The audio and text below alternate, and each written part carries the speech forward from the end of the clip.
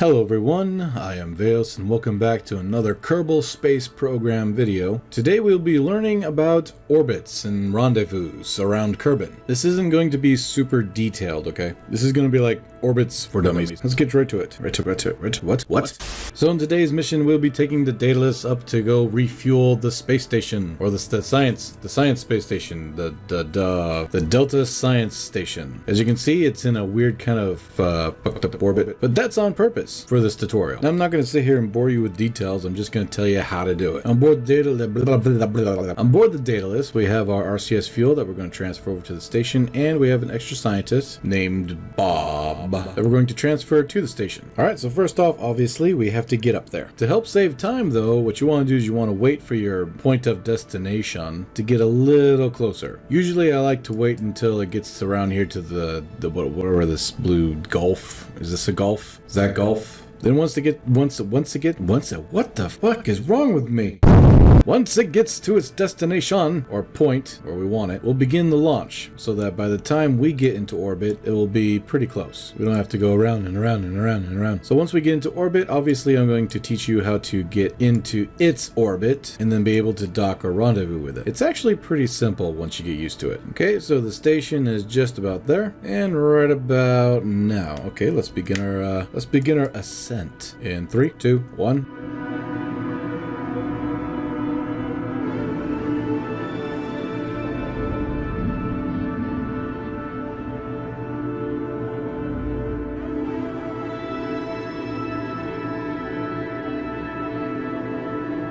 So as you can see, we're nowhere near the space station. I forgot I'm flying an SSRT, which gets up there lightning fast in comparison to an air-breathing SSTO. Good job, VAOS. But that doesn't matter, we'll still make it.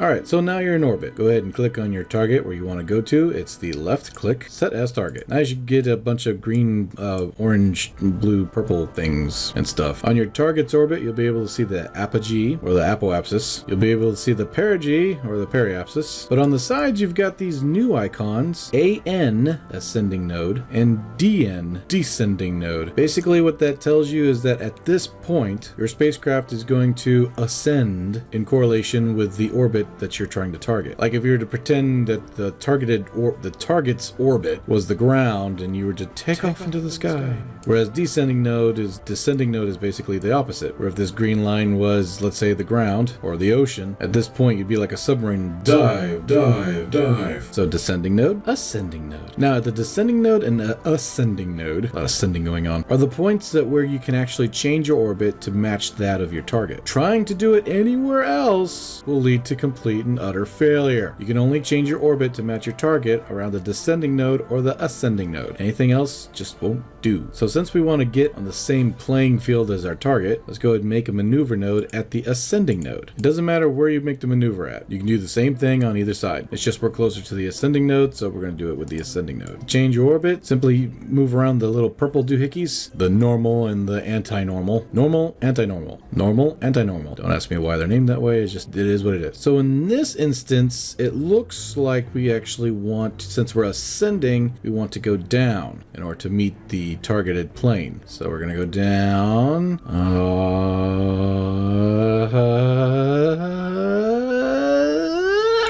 This is going to make us burn at downwards in comparison to the orbit. It's not going to be perfect. It looks like we jetted out here a little bit. That's fine. Go ahead and we'll click on our maneuver and head to that point. Now remember, changing course in orbit, when it comes to changing your different orbital plane, it's going to suck up some delta V. This maneuver that we're looking at right now is 339 meters per second delta V. So that's way more than half of the fuel that we have. But that's only for this maneuver. Once we're in the orbital plane of our target, everything else is just little bumps here and there. It's quite easy to rendezvous. Now, of course, this space station's orbital plane is somewhat elaborate, but it's just for this tutorial. Okay, we're pointed the right way, and we're almost there, just about there, and easy does it. All right. That's good. Doesn't have to be perfect. All right, now for phase 2 of getting to our target's destination, or getting to our target, period. Blah. So real quick, real quick, just in case you didn't know, if your orbit is closer to Kerbin, you're moving faster. But if your orbit is farther away from Kerbin, you're moving slower. Remember that keeping in an orbit requires two things, inertia and gravity. Gravity trying to pull you down back to Kerbin, and the inertia of your spacecraft whipping around at 200 and 2,200 really fast. If you start to lose inertia, or speed, then gravity wins and you plummet back down to Kerbin. Since the closer you are to Kerbin, the stronger the gravity on your craft. So in order to beat that gravity, you have to go faster. You're falling around Kerbin, which is basically what an orbit is. Falling around Earth. So the closer you are to a planet, the faster you have to make your orbit, or else gravity will win. However, the farther out you are, gravity's effect on you isn't that powerful. It's not as strong as, of course, if you were really, really close. But gravity has a long reach, man. So if your orbit was way out here, you'd be traveling very slowly. Your inertia wouldn't have to be that much. Your speed wouldn't have to be that much. Because the gravity effect that you're being pulled towards the planet, that effect that your craft is feeling, isn't as strong as somebody who's right there. Think of it like a whirlpool. You know how the ship is way out here, it's not moving very quickly, but as soon as it starts getting to the middle, it's like, ah! Being that this is the case, we can actually use this difference in speed to our advantage. So if we widen our orbit by going faster, it'll actually slow us down. Think about that for a second. If we go faster, we can slow down.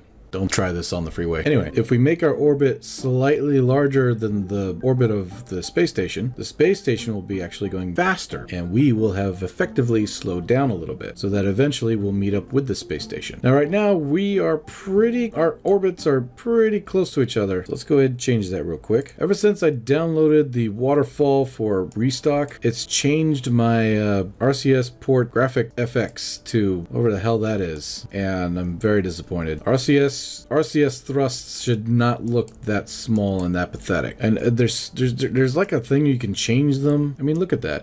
That's nothing nowhere near reality. That's a little bit game breaking for me. What is that? I got a clip of the Soyuz right here. Look at these RCS port thrusters fires. Big, poofy, they expand outward. A nice cone, kind of like the way I had it before I updated the waterfall mod. Now I got this. What is this? Alright, let's go faster. Just a little bit. Not too much. What the fuck is that? We're gonna make our apoapsis a little bigger here. And let's, okay, just a little bigger. Too much, maybe 100k. That's good. Think so. Yep. Yeah, that's good. We're good. Alright, now we spin around the rosy for a little bit. I don't know if you can tell, but it looks like we're already getting close. Alright, so I'm going to turn the ship around and bring my apoapsis back down a little bit. And just a little bit more. There we go. Alright, now let's watch as we get right close to it. Here we go. Yep, we're getting up to it. And we're almost there. We're going, oh, no, we're slowing down. That's not what I want. I mean, it's real close. It's right there. Oh, yeah. Oh, yeah.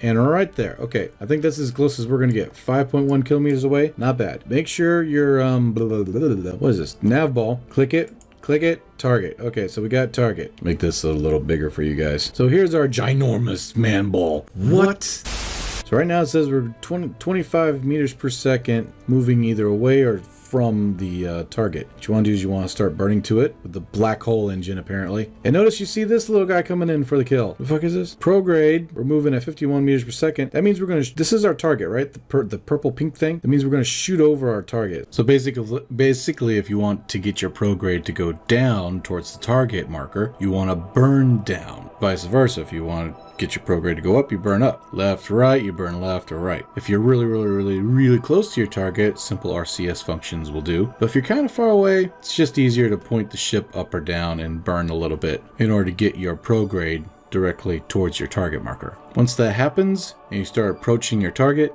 you want to flip around to your retrograde, make sure your nav ball is on target mode, and then when you get to a point where you feel good about how close you want to be to your target, then you slow down by simply burning in the opposite direction that you're traveling in. Obviously, when you're really close to your target, just use RCS to get to the rest of the way. Now you'll notice that I kind of burned up most of my fuel getting here because of that eccentric orbit, so it sucked up a lot of delta V just to get there, and this craft isn't designed for that, but I managed to get there anyway, so it doesn't matter.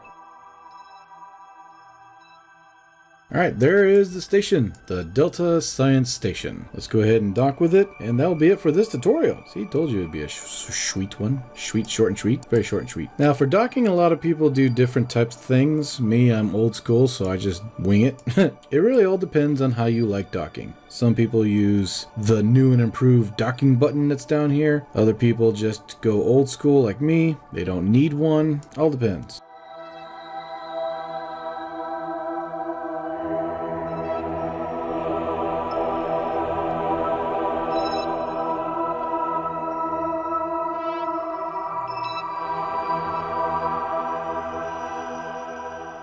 So, what did we learn today? Other than the fact that even that kind of orbit that the station was on, it didn't look like much, but it does take a lot of delta V to even get that far. So rule number one, if you ever put something into orbit, just make sure it's not that extremely off. Rule number two, if it is extremely off like that, make sure you have something that has a lot of delta V. This tiny little SSRT that I brought up there wasn't meant to handle that, but somehow it made it. We learned about ascending nodes and descending nodes, how to line up your maneuver node to those if you want to try to get into the same orbital plane. Once in the same orbital plane, we learned how moving your orbit out will slow you down, how bringing your orbit in closer to Kerbal will speed you up. You can use this to kind of play cat and mouse until you line up to the target. And then once you're pretty close, and you've got a lot more delta V than what I had, you can pretty much just line up to the target and burn towards it. Not too fast, of course. Just burn towards it. Once you get to a certain spot, you flip around and you slow down. Make sure that your nav ball says target on it and not orbit, or else you're gonna mess it all up. Once you get to your target, of course, simply dock at the target. I say simply dock, but a lot of you also have problems with docking. There really is no trick to docking other than just practice. I don't think I can really teach you docking. I can give you some pointers, but that's about it. But a lot of it is just lining it up and then going in. So if you're new to dating, you might not know what I'm talking about. Different people use different methods of docking, but, you know, to each his own. However, that is it for today. I hope this helped you out in some way. Again, very, very, very, very basic tutorial, just to get your feet wet so you can start learning and understanding how to do these things. I do my best to make my tutorials really, really easy just to get started off on. So once you grasp the extremely basic concepts, tips and tricks and more moderate to advanced techniques will be a lot easier for you to absorb. I'm really not running a math class here, so I'm trying to keep it fun. This is a game. We want to keep things fun. I mean, don't get me wrong, math is very important for people who take this game way too seriously. Like me. Even though I try not to sometimes, because then it starts to no longer become fun. We start crunching numbers to the extreme. Kind of like the SSRT that I made with the extremely OP'd engine on the back. Not to mention the little wing things that I put right across underneath the engine right there. The wingy bits. How technically, compared for the game mechanics, you technically don't need those there. The engine will do just fine upon re-entry. But for me personally, I gotta see something there because it just doesn't feel right. And also makes it look cool as hell and more fun. Fun being the biggest part of a game. So anyways, if you liked what you saw, please consider giving this video a like. And if you really, really, really, really liked what you saw, consider subscribing. I upload often, Kerbal Space Program, SSTO stuff. I'm also working on some sort of a Duna colony thing. We also have membership if you're interested, and neat little emojis and stuff, which we still have to, some of them I have to work on. Maybe I'll do that in a stream or something, we'll find out. But anyways, I really hope this tutorial helped you out and got your toes wet if you're not used to this kind of thing. Again, if anyone wants to in the comments below, if you have more on the subject you would like to put on there for somebody who's gonna scan the comments and try to find some more interesting stuff about orbits and maneuvers, don't be afraid to do so in order to help out new players that are trying to learn even more. Again, I want to thank everyone for watching and thank everybody for being here and being a part of this channel. Love you all, take care, and I will see you in the next video. Bye for now. Bye-bye.